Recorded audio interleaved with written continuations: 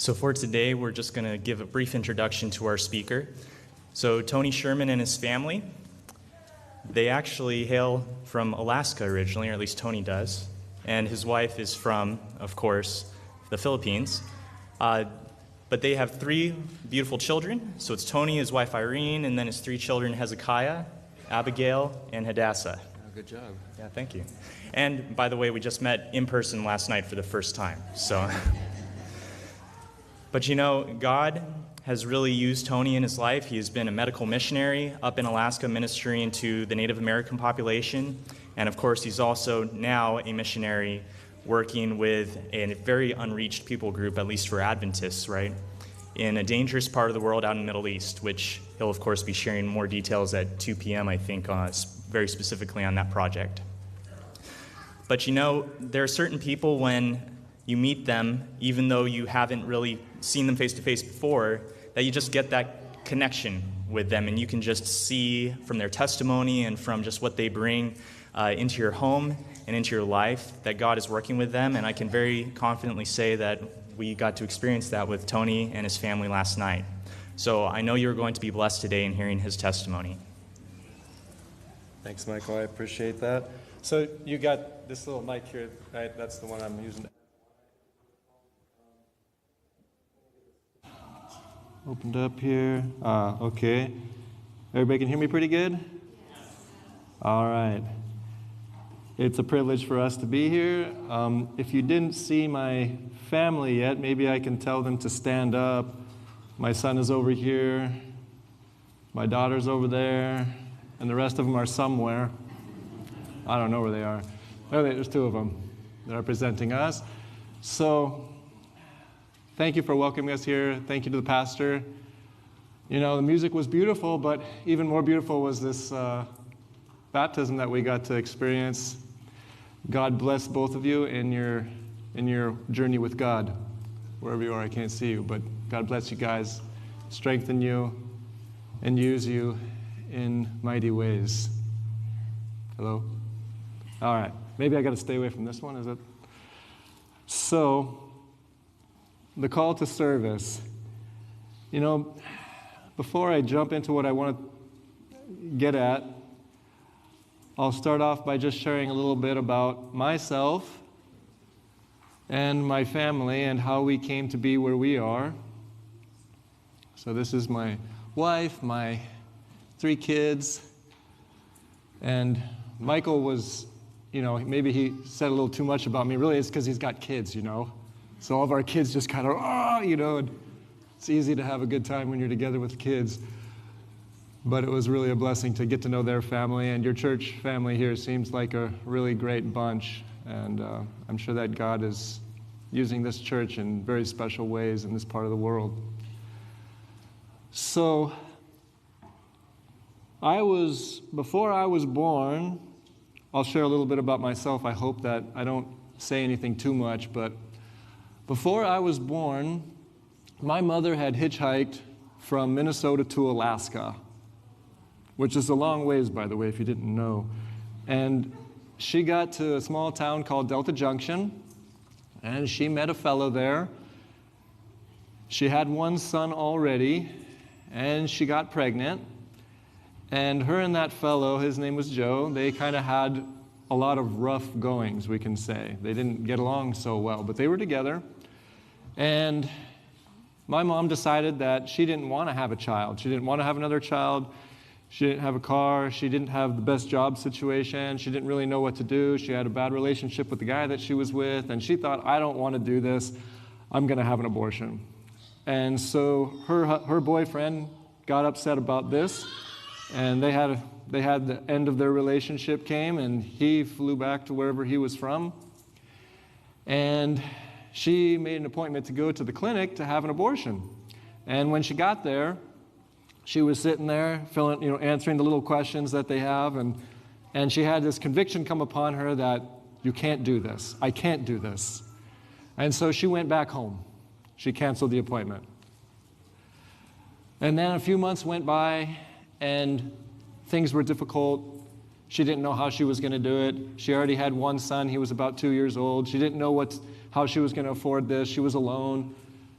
And she decided again, I'm just going to have this abortion. I'm going to reschedule this appointment. I'm going to go back to the clinic, and I'm going to follow through this time. And so she went to the clinic the second time. It was 100 miles away. She had to arrange a ride to get there. Got to the clinic, sat down, started filling out the questions, went into the exam room, and then she had this overwhelming conviction that just said, I can't do this. So she canceled it for the second time and left the clinic, got a ride back home, and around 5 months pregnant, she was hitchhiking from her work. She was working at a restaurant as a waitress, and she was hitchhiking back home. And a fellow gave her a ride in a pickup. And as he was driving down the road, she noticed that he was a little off.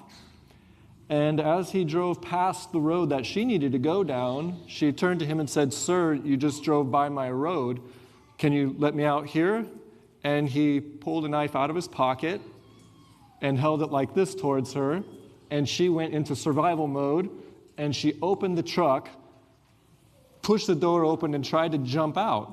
And as she was trying to jump out, he dropped the knife and grabbed her. And she tried to keep pushing out of that truck. And he was holding on to her, and she was kind of partially dragging out of the truck, and she started screaming, and she said, "Please, just let me go." And then he just let her go. And she rolled down the side of the road, and surprisingly, she was okay without too much injury. She ran to the nearest home, and the police came, and they sat with her and started going through the photos of different people that they thought this could have been. And she saw a person in that photo stack and said, "That's the man."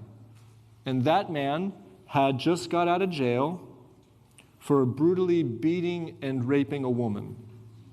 And he got out of jail, and he went AWOL on his probation, and they had been looking for him. And after that, they found him because he was in the nearby vicinity. 4 months went by. She was supposed to go to the city, to Fairbanks, which was about 100 miles north of where she was living in Delta. And she was told to try to get there early because there was a small clinic in that town, but not intended for birthing and delivery. There was no infrastructure for that. Well, she started going into labor pains that night, and she couldn't make it to Fairbanks. And so she drove to that doctor's house and said, "Here I am. I have to have baby's coming now. I can't make it to Fairbanks." And he took her into his house, and they put her on the table, and they gave birth to a baby there. And that was me in 1985, in October. So I share this just to let you know that there's a verse that all of us know, which is in Jeremiah chapter 1. I think everybody knows this verse. And God said to Jeremiah, before you were born,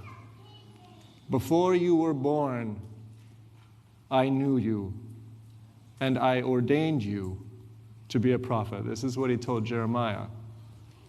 This tells me that despite the decisions that we make in this world that are out of sync with God's plan, which are many, God knew you before you were born, and he had a plan for you. We may not listen to his plan. Our parents may not listen to his plan, but God still has a plan. And if we cooperate with God, we will get to see his plan in our lives. And it's a beautiful thing. So if you're young, if you're old, just remember, before you were born, God had a plan for you. My family grew up in a small town called Delta Junction. My mother married another man. They had 3 more kids. He was previously married, had 3 kids. And so our family became this amalgamated thing. There were 8 of us. And we had a lot of love in our family, but we had a lot of problems. And when I was young, my mom used to take us to the Catholic Church. My father, who raised me, his name's Ray, he had an intense, respect for the Bible. So he was very serious about what the Bible said. And I can remember that we normally would go to the Catholic Church, but my dad would take us to different churches from time to time with my mom. And I remember sometimes he would get kicked out of these churches because he'd ask questions like, what is, this says this, how come like this, why do you do like that? And he would ask them questions about their beliefs and what they do. And they'd say, we don't need you. You can go. And just a little background on my dad. When he was a child, he attended a Baptist church with his grandma. And he went to the Baptist church, his mom. He went to the Baptist church. And one day he was reading his Bible, and he read about the fourth commandment in the 10 Commandments. And he was just like, whoa. And he was just a boy. Maybe he was 9 years old. And he went to his mom and said, Mom,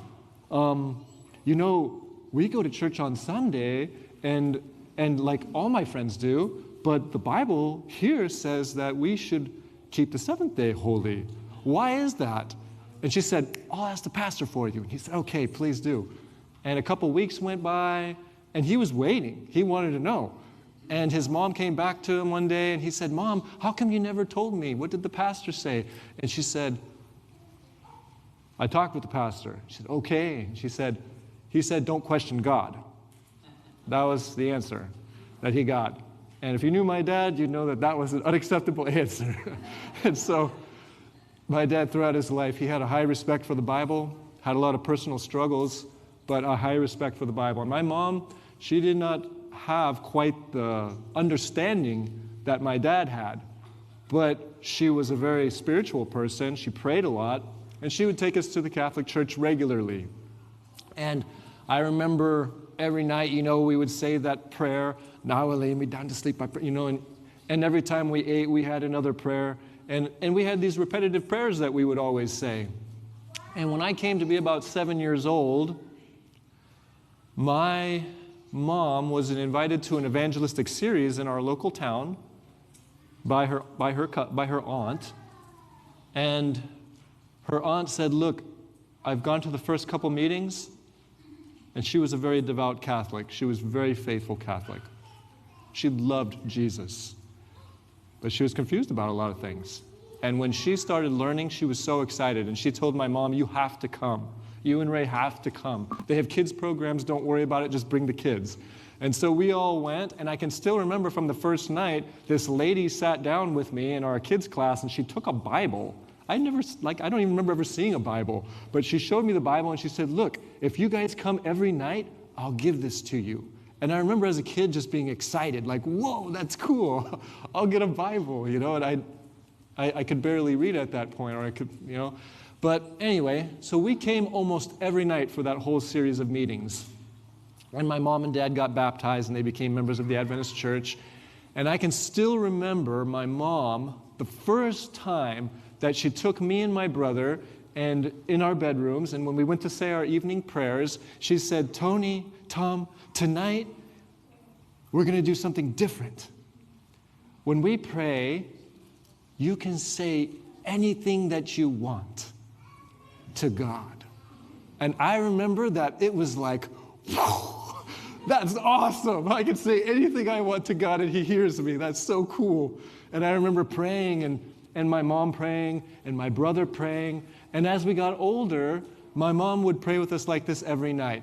And sometimes she couldn't come in and pray with us, and she'd say, Tom, take your younger brother and pray with him. And I can remember his prayers. Till now, I can remember the prayers that my brother would say to me. And my brother and me would be sitting there, and I was maybe 9 or 10, 8, and my brother was about 11 or 12. And I remember my brother, I can still remember his voice in my ear to today. I remember him one time he prayed, and he said, Lord, please remember my brother Tony and me. Remember us in your book of life. I can remember that from when I was a little kid. And that just stuck with me, And when we first started coming to the Adventist Church, it was a really big deal for our family. And it was an amazing experience as a child growing up, and the interactions that we had and the things that we were learning. But as I mentioned, we had some problems in our family. Like every family has problems. When I was about 5, we had some neighbors that my parents trusted too much. And they trusted the wrong people with me. And I was hurt when I was a child. I won't elaborate, but I was hurt. And that hurt that I received as a child from other men stuck with me, as you can imagine, as some of you know, my whole life. And it's something that always is there that I've had to work through. But the hardest thing was that I was ashamed as a 5-year-old, and I didn't know who to talk to or how to, and I felt ashamed, and so I never talked with anybody about it. And so I grew up with this thing inside of me that I didn't understand that manifested itself in all kinds of horrible ways later on that were really difficult for me to get over. And I can say that for all of my siblings, with the exception of my brother, every one of my siblings had either been raped, molested, or injured in some way. Every one of us. And so we grew up with a lot of hurt in our home. And I can remember that when I was about 12 years old, my brother and I, we attended the public school, and my brother, he got into the wrong types of friends, and one day he took me and he went out on a camping trip with himself and some other friends, and that was the first time that, with that kind of pressure, they had some marijuana, and that marijuana actually had been laced with methamphetamines, and they said, here, we're going to do this. And so then we smoked, and I remembered that even though I was ashamed to do it, there was something that happened when I used that. I felt nothing. Some of you will know what I mean. That sounds bad, but that nothing that I felt for me was like a freedom. It was like a freedom that I could control in my mind. That's how I felt. I can control how I feel. And that propelled me as a 12-year-old into this saga for the next 4 years of I just need to keep using drugs. Because if I use it, I don't feel bad. And so, of course, that brought me through a whole bunch of problems. I got kicked out of multiple schools. Eventually, I got arrested several times. I had some breaking and entering type problems. And eventually, my mom, God bless her, with the help of my probation officer, were able to fear me into a treatment program where I was able to learn to be honest about or not just honest, but open about some of the problems I had, started working through some things. My family was a part of it. They started going through some healing, and we realized that there were a lot of things that we had in our family that were good, that God had given us, and we needed some healing, is really what we needed.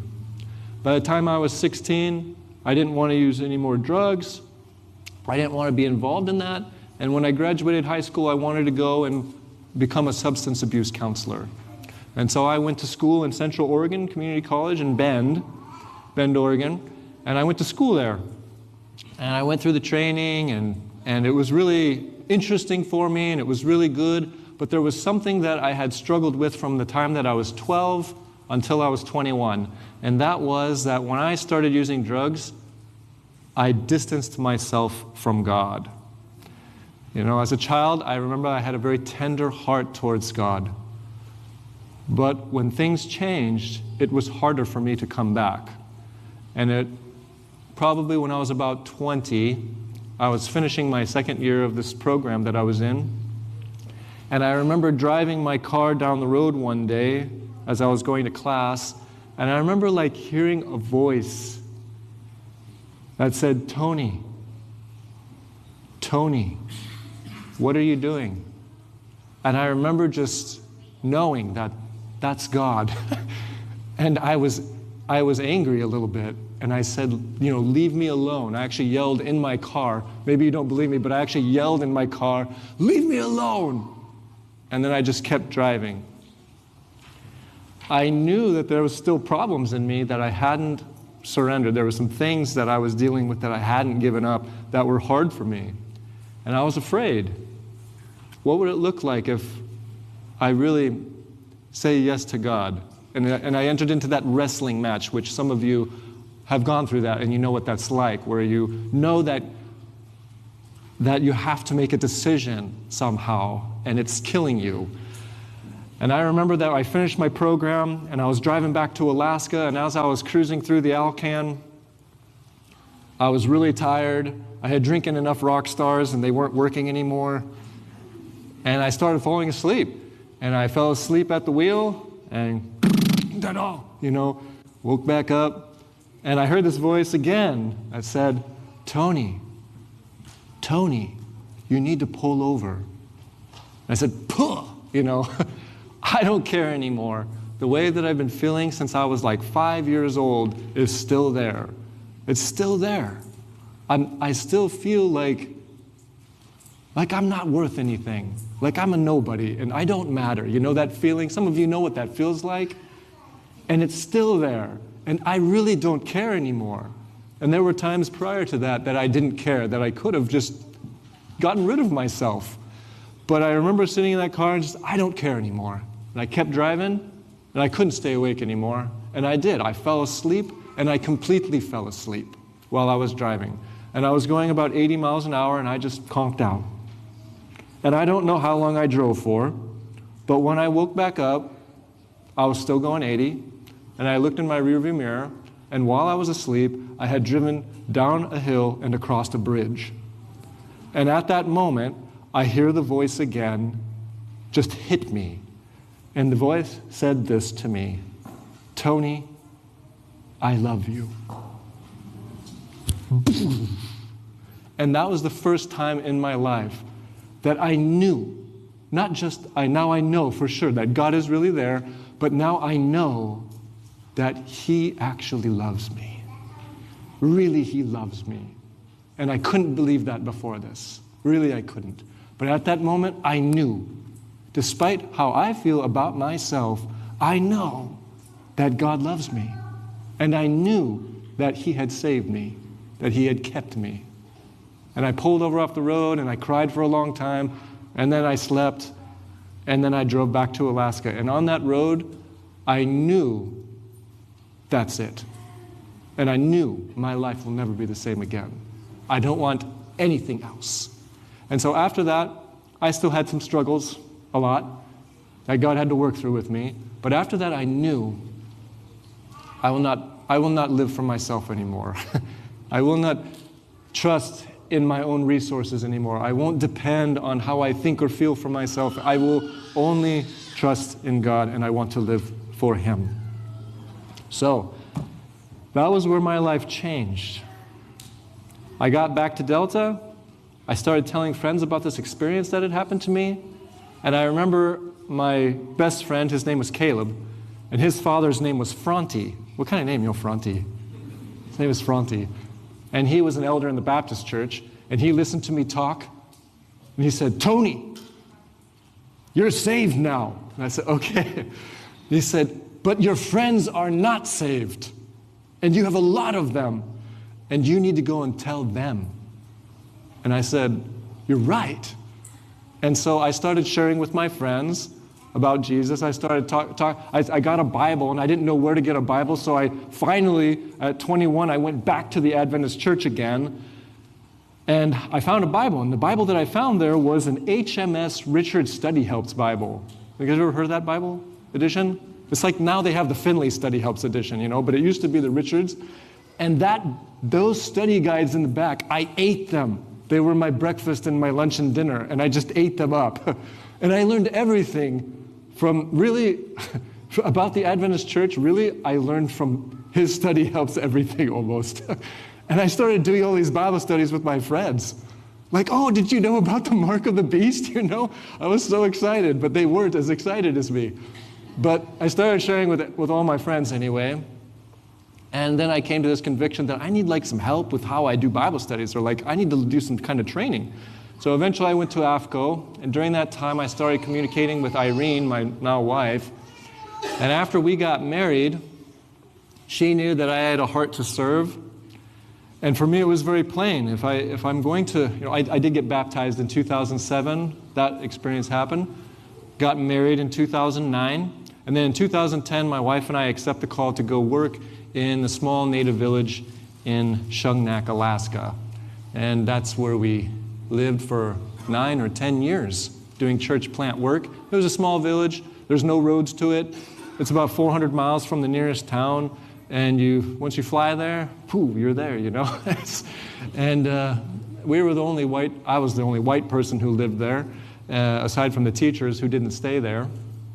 And we did a lot of ministry with kids, a lot of children's programs, visited a lot of elders. I worked at the clinic, and I provided medical care there, primary and emergency care there at the clinic, and got to know everybody.